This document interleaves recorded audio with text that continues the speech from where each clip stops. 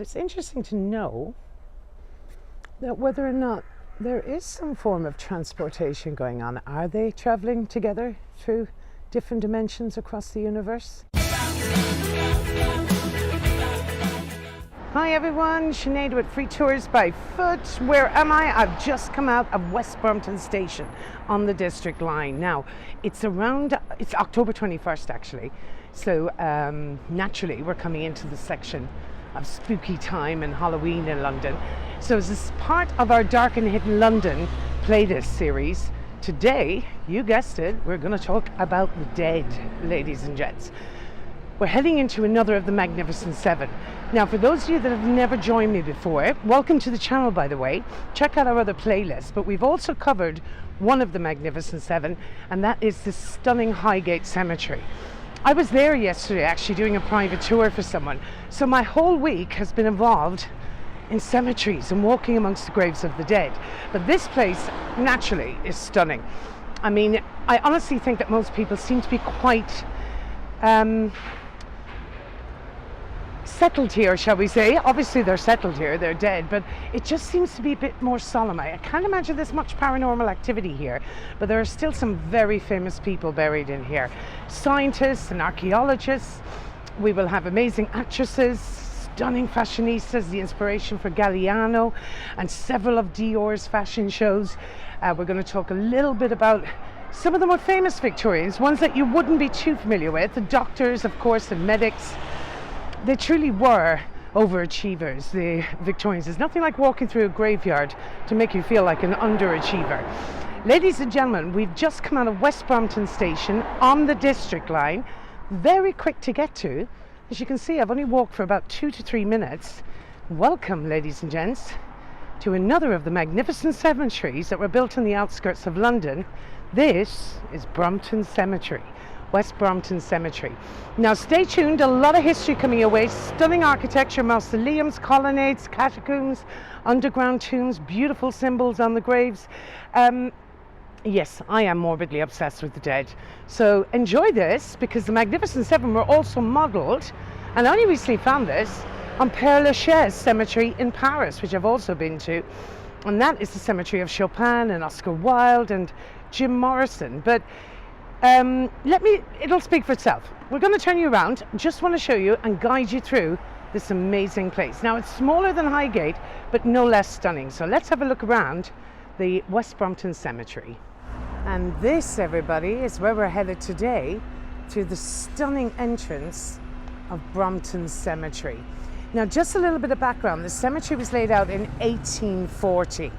Now, the history of the Magnificent Seven, in the early 1800s here in London, there was mass overcrowding. Thousands of people arrived to London, a very different place than it is today, looking for work. When the explosion of the population came about as a result of the Industrial Revolution, and thousands of people so flocked to London in seek of work in the factories and on the railways, bringing with them massive slums. In fact, some of the worst third world slums known to humanity were in London at the time.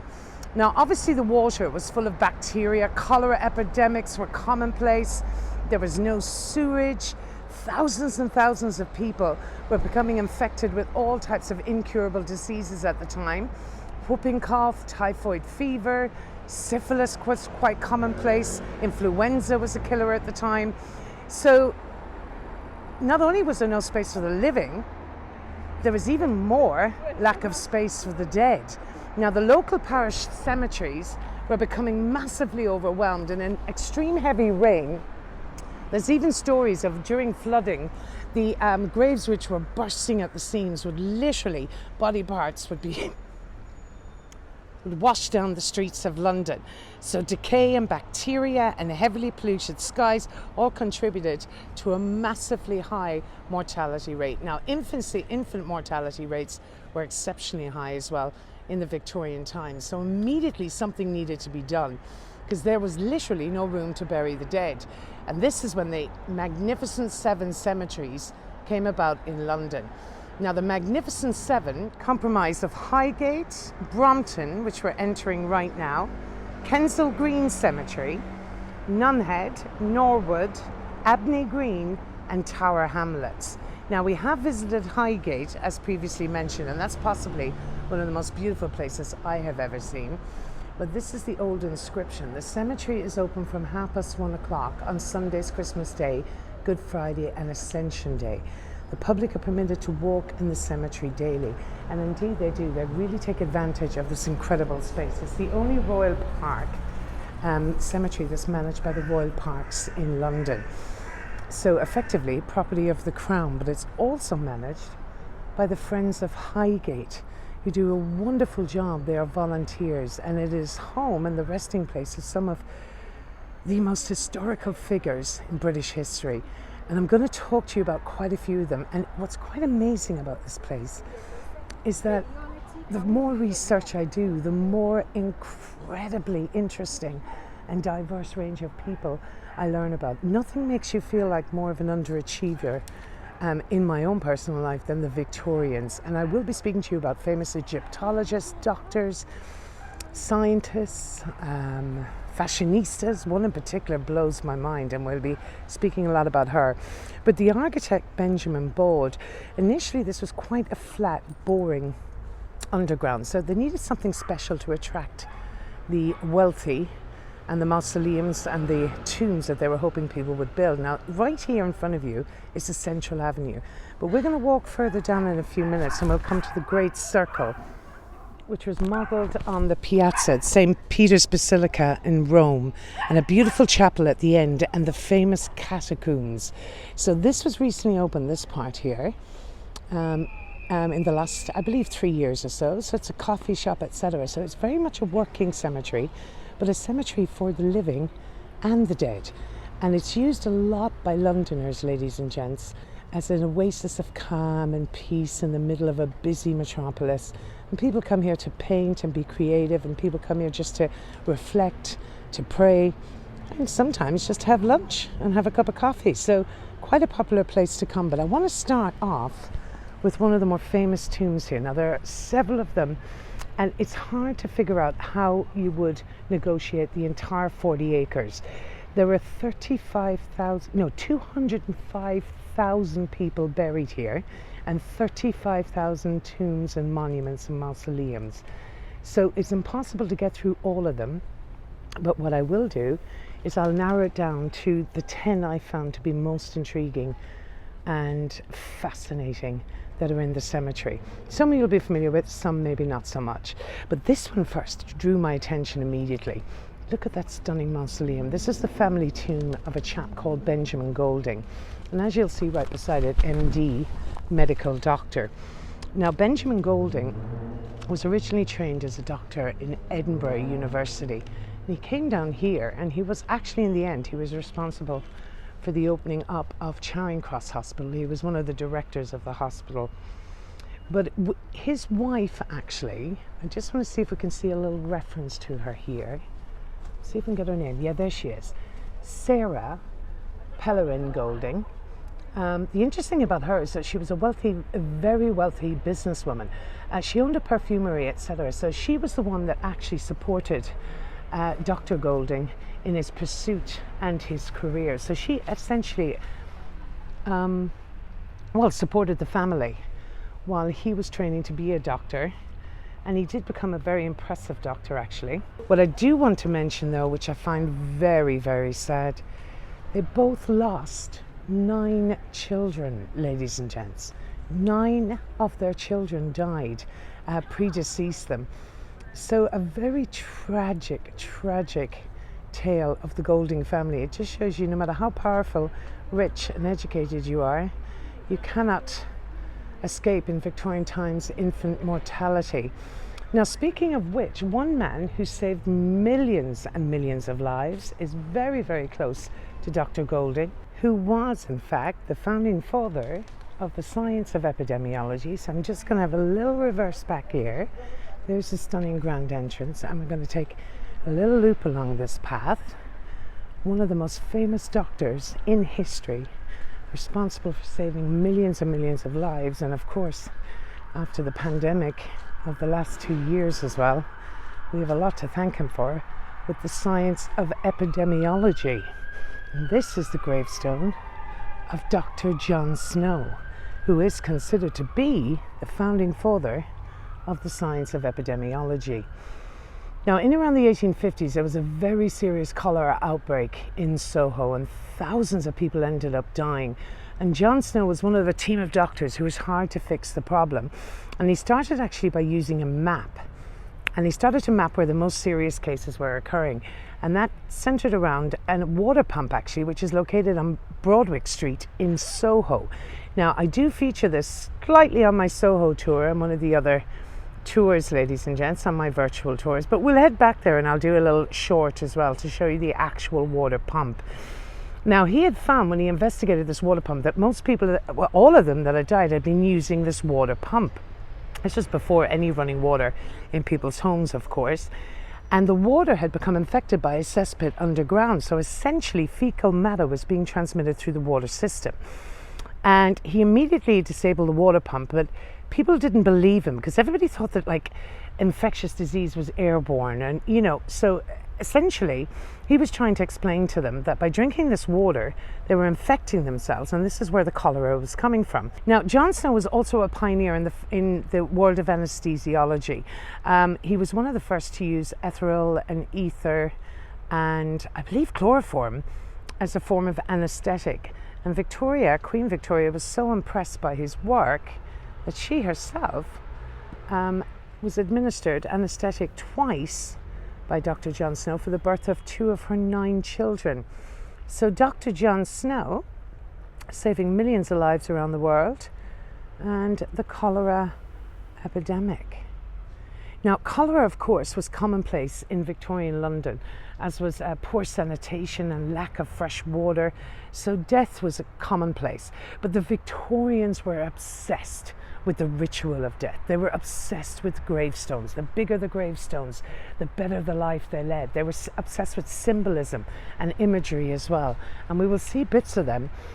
For example, if you have a quick look at this grave here, and you will see the top, the angel's head looks like it's been decapitated or cut off. That was entirely intentional, because the idea of it behind it, a broken monument on board the tombstone, signified a life cut short. I just found this rather elaborate one under the tree as well, ladies and gents. Look at this. Now let me read it out for you. Lucy, the beloved wife of Major Maine, died August 1851. It's a little hard to read under the tree. I'm being followed by this squirrel all the time, by the way. He thinks I'm going to feed him. Watch him. He's going to come over and harass me now in a second. And I'm trying to see it. My eyesight's appalling.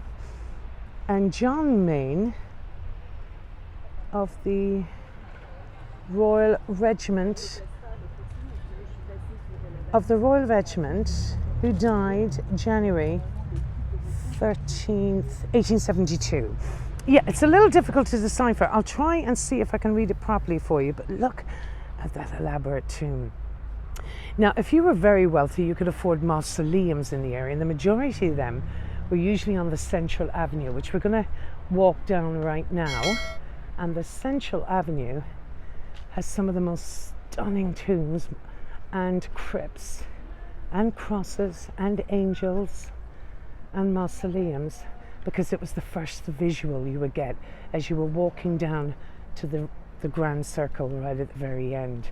But I wanted to show you another very famous grave over here, and us ladies will be thankful for her for eternity.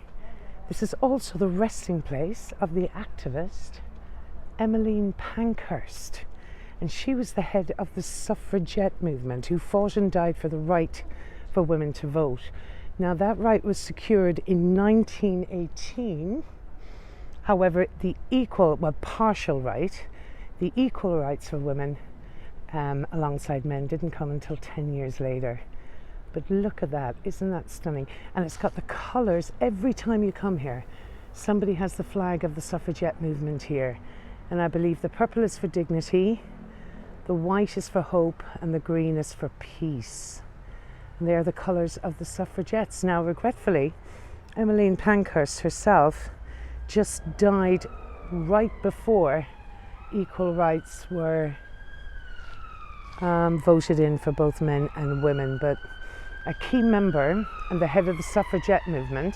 She's wonderfully played actually by Meryl Streep in the movie Suffragette. Carey Mulligan has the key role in that movie. She only plays a small role in it, but I believe she takes on the role of one of the suffragettes. And they did a lot of filming of that in the East End actually, right around on Wilk Street where the Jack the Ripper tour takes place. But Emily herself was imprisoned in prisons all over London, including one that you will see on the bottom of my City of London tour at the end of Mansion House, the blue railings at the end of Mansion House. She spent time in a prison cell there. Mansion House is home to the Lord Mayor of the City of London. But also, she spent time in a prison cell halfway up the tower of what we call Big Ben, the Elizabeth Tower. It's a little prison cell in there. Now let's just have a look around and see some of the grander tombs and monuments. Now, just to let you know, the parks are taken care of here by the Royal Parks, but also assisted by the Friends of Brompton Cemetery. And isn't this just stunning? I'll show you later on in the background. You're going to see, there's Petite actually. Now this chap, Petite, Henry Petite, we had some issues with the audio, so I had to record this off-site. Henry Petite was a rather successful Victorian actor and playwright. He was just 44 when he died, and his grave features an unfinished column, another example to symbolise a life cut short. Now, you know I love a good cemetery. Look at that stunning angel with the Celtic cross on the side, the Burnside tomb. Now, Victorians took the rituals of death very, very seriously. I mean, the mourning period could last anything up to 14 days, and they would use this, and spinsters and widows would come here and they would cry by the graves and they would use it for remembrance. However, after 1918 and the Spanish influenza and World War I, it became a bit impractical, the amount of people that died in both of those tragedies, for people to spend so much money on these rituals. So it kind of phased out a little bit. It became a bit more, what's the word I'm looking for? A bit more discreet, shall we say. So you could actually be buried in here. It's still a working cemetery. Now, obviously the rich, the middle classes would have beautiful tombs, etc. But there is a pauper's grave around here as well, where you could have multiple burials on the same plot. Look at this stunning one. Now, in a moment, I'm going to take you over to see a very famous Egyptologist. And I'm going to tell you a little bit of history. I don't want to ruin the surprise, but look at that. Isn't that exquisite, ladies and gents? Resting place. So the Victorians really knew how to build these stunning crypts and mausoleums. Now, you also had the option of being buried inside in the catacombs, but interestingly enough, even though there was room for thousands of burials in there, there's still only 500 in there. It didn't prove too popular with people at the time. I'm just showing you how peaceful and lovely it is in here. And framed in the background in a moment, you'll see the famous Chelsea Westminster Hospital and the Chelsea football ground, Stamford Bridge. So it's quite bizarre. I've been up here one time and there's a football match on the background and you can hear all the screaming and roaring from the football match. I can't not help thinking that's symbolic. A white dove, looks like a dove, or is it an albino crow? That has just landed on top of this stunning Celtic cross. Now, I'm all about spirits and energies, and this one, I can honestly say, I think people are resting very peacefully here. Now, Highgate, as stunning as it was, I did get a slight energy that it could have had some sort of paranormal activity take place here. I heard a rumour about a ghost red squirrel here. The squirrels are quite socialised, as you can see the ladies feeding the squirrels there. So they've become quite happy with being fed. I've had one following me around there for a little while.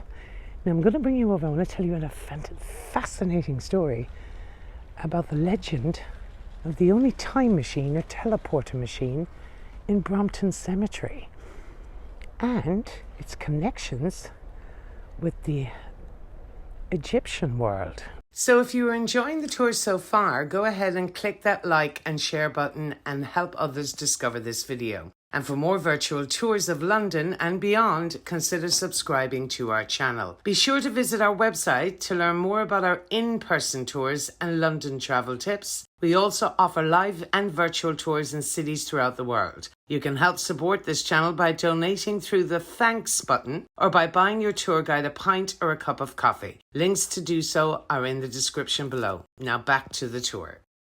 So we'll speak about him in just a minute, but for right now I just wanted to show you the design of this. This is the central avenue I'm walking on, and it was designed as an open air cathedral, and we will get an aerial shot of the design of the graveyard. It's absolutely stunning. Now, wasn't fully completed to the design that Benjamin bought at Hofer because the cemetery did run out of money, but 10 years after that, due to the popularity of the cemetery, they got themselves out of debt. But the idea behind it is a huge grand circle at the end of this and a stunning chapel, and the grand circle is modelled on the piazza at St. Peter's Basilica in Rome. Now, there was intended to be 2 chapels initially, but again, due to a lack of finances, that didn't come to fruition, but it doesn't take from the ambience of the area. So there's over 40 acres, ladies and gents. And I'm going to take you down here to somewhere very, very special. Let's have a look around here. So it's used by kids alike, it's used by commuters actually, who commute through the cemetery. It's used by people for picnics, and it really is truly a garden for the living and the dead, and a fully working cemetery. Now I'm going to take you down here to meet one of the most interesting characters, and this is the beauty for me, researching these places and learning about these people I had no idea about. And sometimes I'm ashamed to admit that, but it just shows you how incredible Victorians really were. I mean, it truly was the age of invention. You had the steam engine, the railway truck, the railways, the Industrial Revolution, the beginning of factories, the opening of the ports for factory and manufacturing, and the silk imports. Everything was invented during the Victorian era. The engineering and Bazalgette and the architecture. It truly was a special time. And the Victorian era spanned from 1837 to 1901. Was preceded by the Georgians came first, then you had the Victorians, and then you had the Edwardians. But I think I'm slightly biased because Queen Victoria is always a huge inspiration to me. I absolutely love Victoria's story, and I love the legacy of the Victorians. So that's why these Gothic Victorian graveyards are certainly right up my street. I'm thinking about doing the other 5 actually. I've done 2 of the Magnificent 7, so why not? We may do the other 5. It'll all depend on whether you're interested in more graveyards. I don't want to saturate you with the dead, as it were. Now we're going to take a left up here, because next I want to speak to you about a chap called Joseph Bonami. Now, Joseph Bonami, a scholar, an architect, an engineer, a painter, a sculptor, a man of incredible talent. I've never been. She said, let's do it. He was the son of an Italian architect, and he's buried in a rather modest grave up here. But the interesting thing about it is that he went on many adventures to Egypt. Now, the Egyptians and the world of Egypt and the spiritual world of Egypt and the mysticism of it enthralled wealthy Victorians. This particular chap, Joseph Bonami, and you will see his tomb is right here. Now, I will walk up towards it because I wanted to show you how specific it is. Now, it's a rather modest tomb, but on his adventures to Egypt, he began sculpting ancient temples and pyramids. He learned Arabic. And he started to wear local dress. And he was a famed Egyptologist. And on his return to England, he helped the British Museum with the new Egyptian exhibit in there. He designed several Egyptian-style buildings, including the entrance to one of the other Magnificent Seven, actually Abney Park. But you will see reference to his love of Egyptian culture and the hieroglyphics. In fact, he was one of the foremost experts on the study of hieroglyphics in the British Museum. Now, his life again was absolutely tragic. In 1 week alone, can you believe, him and his wife Jessie lost 4 of their children. 4 children who were called out of his life into a better in the Easter week of 1852. Joseph means Bonami on April the 11th, aged 5. Courtly Frederick on the 15th. Jessie the 17th, and John Ignatius the 11th. I mean, how would you live with that? And the tragedy is, years later, he had 4 other children, my apologies, with Jessie, his wife, Jessie Bonami, and she died at the tender age of 32. Sculptor, traveller, and archaeologist. He was also appointed the curator of the Sir Jon Snow Museum in 1861.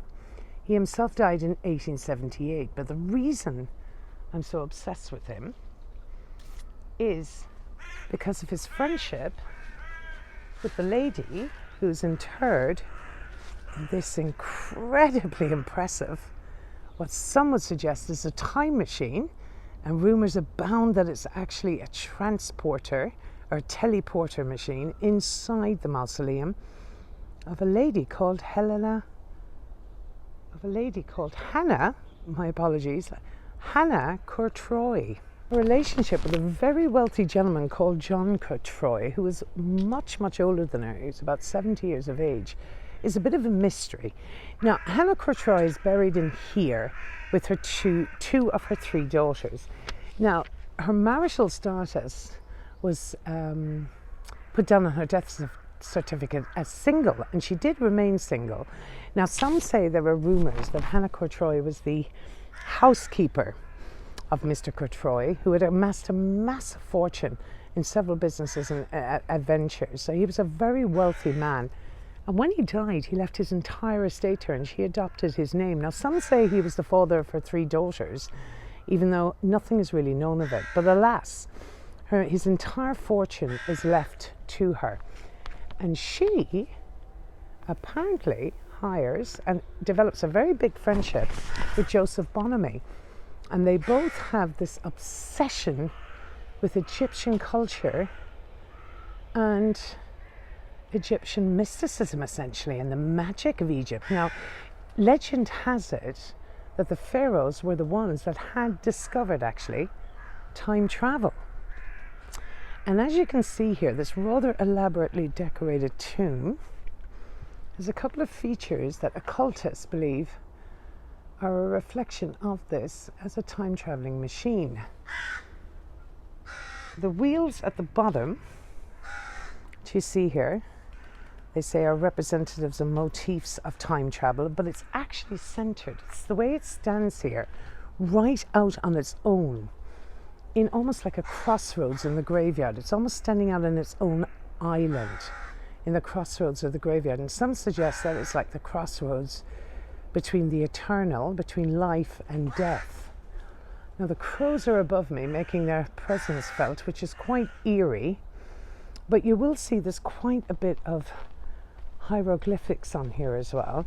Now, there's another mystery here. Every single record of everybody buried here is available. They have kept records of every person that's buried here. This particular tomb, there's actually no record, and the key is missing to this rather elaborate door, as you can see here.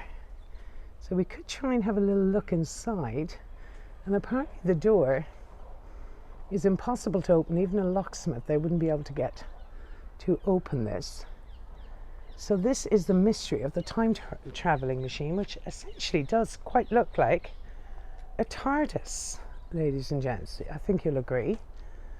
Which also has its own time travelling machine. Now the occultists really are attracted to this particular area, and you do see a lot of people coming here at certain times of the year expecting some sort of a movement out of the time machine. But it's interesting to know that whether or not there is some form of transportation going on. Are they travelling together through different dimensions across the universe? But the colonial opening of Egypt to the British and the French and advances in archaeology at the time saw a fixation of British society with Egyptian culture. And of course, Cleopatra's Needle arrived to the Victorian embankment in 1877. Between 1877 and 1878, the 3,500-year-old Cleopatra's Needle still stands on the embankment. Then there was several articles in British newspapers about archaeologists that had robbed tombs of pharaohs, being possessed by devils and being haunted by the ghosts of these pharaohs. There was even talk about a ghost of a particular mummified pharaoh in the British Museum, heard screaming through the underground and around the British Museum.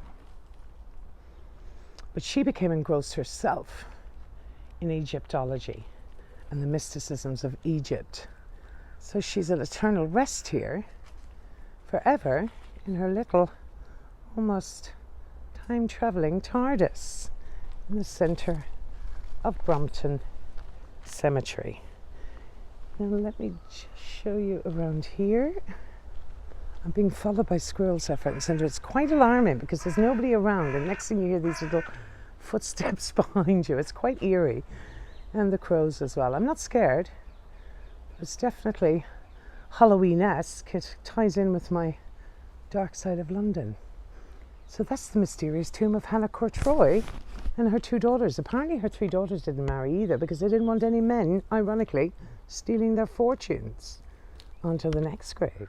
So next I'm going to take you to see some of the graves of some of the World War I and World War II heroes that are buried inside here. Now, ladies and gents, it is also the resting place of up to 13 Victoria Cross recipients, and they are buried here as well, but one in particular I'm bringing you to see shortly. But you may notice the stunning tree-lined avenue here known as the Central Avenue. But not only that, it is a haven for all types of animals and birds and squirrels and doves and pigeons and crows and magpies. Insects, butterflies and bees feed on flowers growing between the graves in spring and summer. There's robins, there's magpies, there's blackbirds, there's song thrushes and woodpeckers in over 600 of the trees located here. At dusk as well, which I'm sure would be quite creepy, it would be great here to come bat watching or hunting for the pipistrelle bats that hunt for the insects between the lime trees and the Central Avenue. Now look at this rather curious grave here. So obviously this is dedicated to some form of a general, and yes, it is General Alexander Anderson, a Royal Marine Light Infantry, born on the 9th of May, and he died in 1677, is that right? 1877, I'm so sorry, I was wondering, it couldn't have been around the time of King Charles. But look at that, the features of the cannonballs on top. Now the symbolism of the graves, each grave tells its own individual story, and I've only been recently learning about this. You have certain columns, angels looking up to heaven, is watching over the spirit ascending to heaven. These urns that you will see as well, some of them will have like a cloth draped over them, and that's to signify they're protecting the ashes inside, or the spirit inside. And some of them with the urns, now there's an urn, but there's no cloth draped over that one. We'll find a draped cloth urn now shortly, and that is to symbolize that half the cloth draped over is to leave room on top for the spirit to ascend to heaven. And that's another example there. And oh, that's it, that's a perfect example. Half draped cloth over the urn. So they all have stories to tell These are the obelisks as well, a bit like, as I said earlier on, we were talking a bit about the Egyptologists and the fascination with Egypt. Quite similar to these like phallic symbols type structures are all over the UK as well.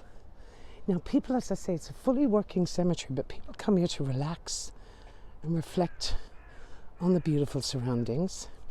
A haven for the people and for birds and insects and nature in general, right up in front. So the idea behind it is that we're walking along the aisle. This was an outdoor cathedral, and we're walking along the aisle of the church, and we're making our way to the high altar, which is the chapel in the distance. But I'll bring you up a little closer to that in just a moment.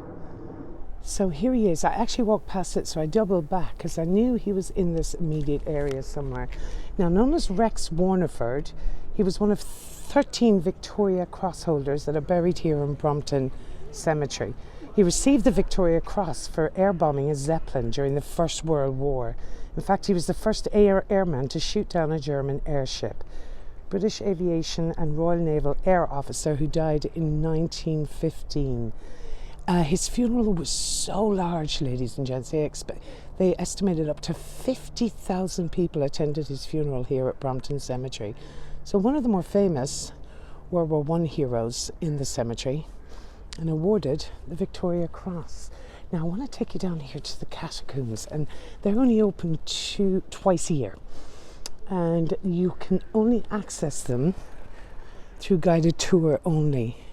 So if you go down the steps here, this is where they're situated. We'll have a little walk through the colonnades now as well in a minute. But one of the favourite graves, and an absolute whole new experience for me, and I want to find out more about her, she sounds incredible, is the grave of Marquesa Louisa Casate. More on her to come in a moment. Let's see if we can have a little look inside. Is there any way? Oh, you can just about make it out, you see, inside. Oh my God, this is quite creepy. The biggest fear I have is not so much spirits as spiders. I am horrendous for spiders. Now there's the snake as well. That symbolizes eternal life. So many different symbols on these graves that I know nothing about as well. Oh my God, it looks like it's half open. Can I push it in? Oh no, I can't go in there. I'm too freaked out, you guys. Ooh. All right, we're getting out of here. Wow. Now, if the spirit world isn't following me after my last 4 or 5 days of work, I've just spent most of my time in graveyards, which is pretty intense. So let's have a little walk around here. Now, originally, right up here, you guys, this was meant to be just beautiful grass and plain grass fields in the area, but it proved so popular with the wealthy, and it attracted massive buyers of the plots. It quickly filled up. Now the muse of Keats is here, Fanny Braun.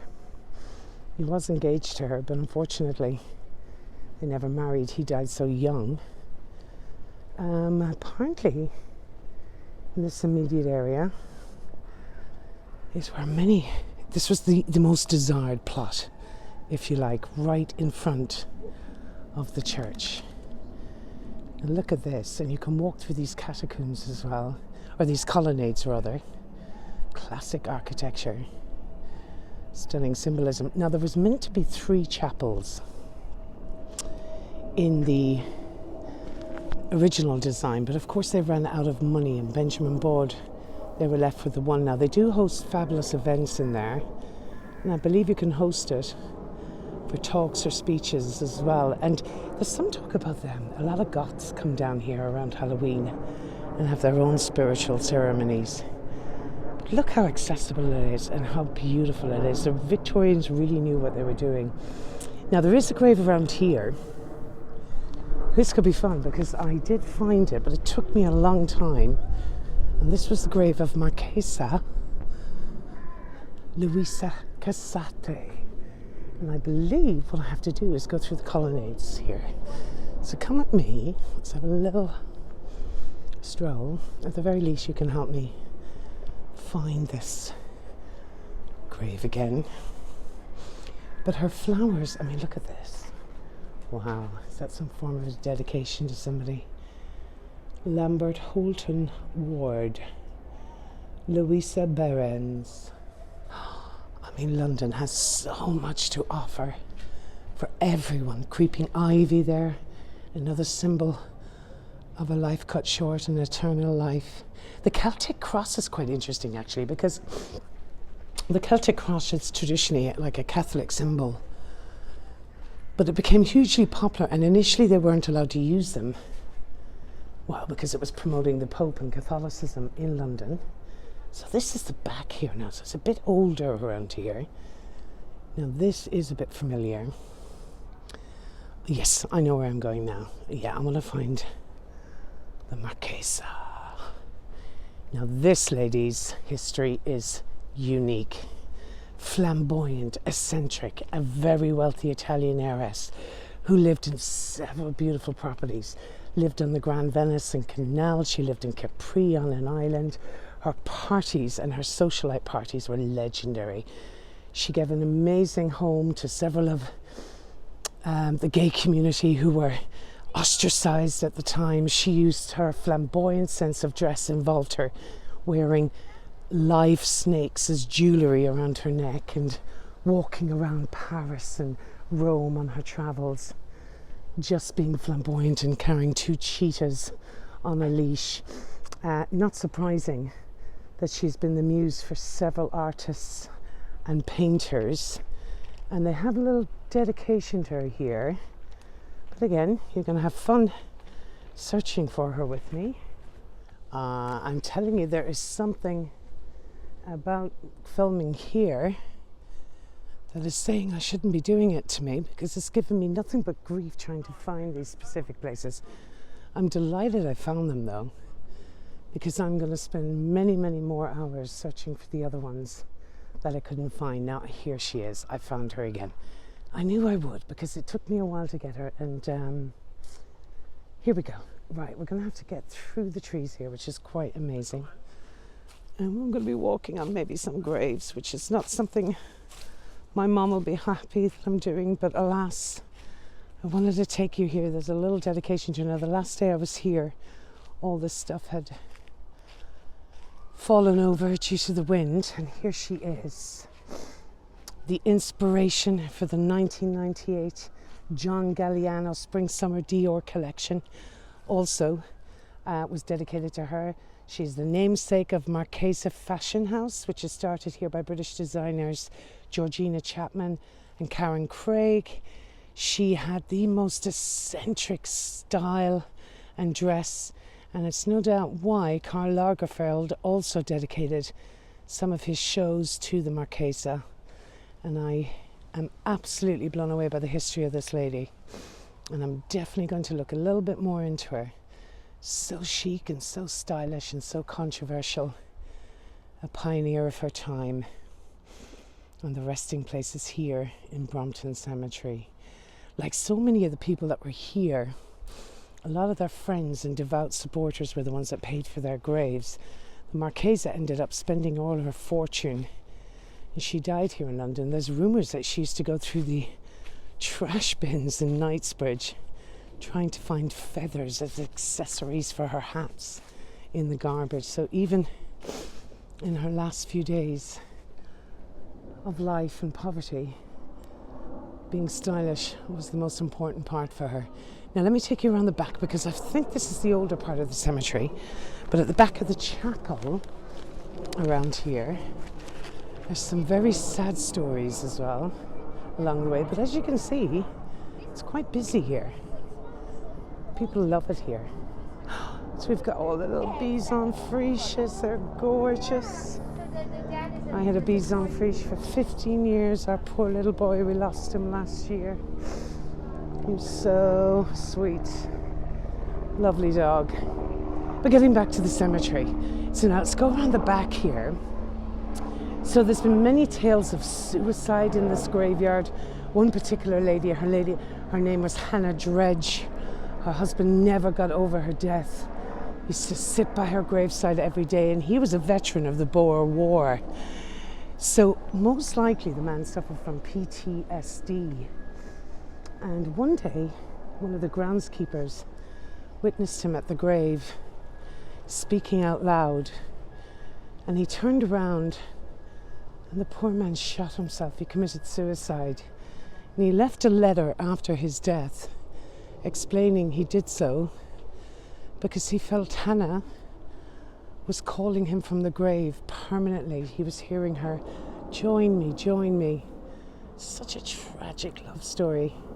And what was even worse, he left another letter apologising to his fiancée as he was due to get married only 3 days later. Such a sad story, but so many amazing tombs and graves. And actually the eerie sound of the crows in the background really does give you that incredible graveyard experience. Perfectly accessible, as previously mentioned, marketed as a garden of cemetery for the living and the dead. And all these symbols that tell stories of the lives of the deceased folks. I really am beginning to realize that these places are my spiritual home. Now, this is where Hannah Dredge's grave was located. And here's a little bit of interesting information for you. This may be the last resting place for many, but it's also teeming with life, and here's why. Escaping the urban jungle, it said that the cemetery's changed a lot since 1840. Green oasis for busy Londoners. Birds, animals, insects, mosses, lichens and fungi have also found a safe haven here. Oh, there's the pipistrelle bat, you guys. Don't know how happy I'd be about them flying around my head at night, but I've seen bats all the time in Ireland and everywhere. You can always hear them at night as well, can't you? So, I honestly feel like people are at peace in this cemetery. I know I've mentioned this before, but it's kind of a feeling you get. We don't know of any paranormal activity that has taken place here, but people tend to be resting peacefully. Unlike, of course, where we were at Highgate, definitely sensed there was some spiritual activity by night. So I'll just bring you around the back of the church again. Ooh, look how pretty that is. Look at the squirrel on top there. Checking me out. Hey buddy, I have no food for you. Now it's a cute picture, but they have been following me around the place, looking for food. The minute you open your bag, they hear you and they come flying at you. So I hope you're not afraid of squirrels. So this, again, one of the Magnificent 7. That'll be 2 we've covered now. So don't forget to check out the Highgate video and any other of our Dark and Hidden London playlist. We are so thrilled with all our new subscribers, so thrilled with our loyal following. Thank you most sincerely for everything. Now, we've a lot of more tours in the works, by the way, and a lot of other guides that will be making appearances and sharing their expertise with you. And they really are a brilliant team. And again, I keep trying to remind you all that there is an amazing team in the background editing all the videos and doing a lot of hard work for it. But thank you sincerely for all of your subscribing, your thanks buttons, your PayPals, your buy me a coffee. I'm so happy I did this in the middle of a pandemic and started this. We're hoping that we're going to go from strength to strength, and we might be heading to a couple of more destinations, and I might be lucky enough to be traveling to a few cities in Europe. Now, I'm not giving away any surprises yet because it's not guaranteed yet. Look at the back of the chapel, you guys. But there's one in particular I know could be a lot of fun. So one more shot here at the very beginning of Brompton. So don't forget to like and subscribe and hit that subscribe button. If you have anyone that you think would enjoy these videos, we would be so happy for you to share them with us. And we will keep you updated on everything. You will be the first to know when a new video comes out. I really do love it in here, guys. I was in Highgate yesterday. I actually asked her could I live there. I'm just reading out a few more of these. Look at all the spaces you have, and people just come here to chill out and relax and take it all in and have a look here. Now there's some of the more graves are new as well. This looks like a newer one here. And this is Peyton, General Sir William Peyton. Right beside it. Some of them have been quite, some of the graves are actually difficult to read. They're quite weather beaten. And the beautiful chapel. And this is the main Central Avenue, ladies and gents, leading all the way out. Ladies and gentlemen, that's 2 of the Magnificent 7. Any comments you have or any requests you have, maybe I might do the other 5 to complete the Magnificent 7 cemeteries. But for right now, hit that like and subscribe button. Don't forget to look at our Highgate Cemetery video as well, ladies and gents. Happy Halloween, everyone. Sinead signing out from London. Thanks for joining me.